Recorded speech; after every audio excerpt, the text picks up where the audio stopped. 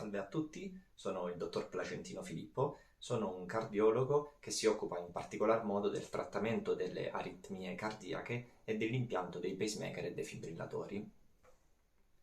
Faccio questo video perché ormai si attende davvero tanto tempo prima di fare una visita specialistica, dunque è molto importante arrivare preparati, sapere la documentazione da portare, avere un'idea almeno vaga delle domande che possono esserci fatte.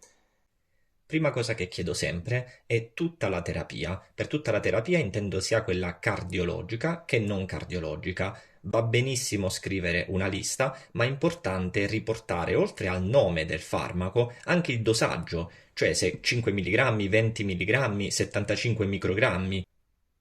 Ora lascio qualche secondo questa lista, in modo che potete mettere pause, potete fare una foto, potete trascriverla, potete avere una sorta di checklist per evitare di dimenticare qualcosa. Ora veniamo alla seconda parte dove espongo alcune domande poste alla visita cardiologica e aritmologica.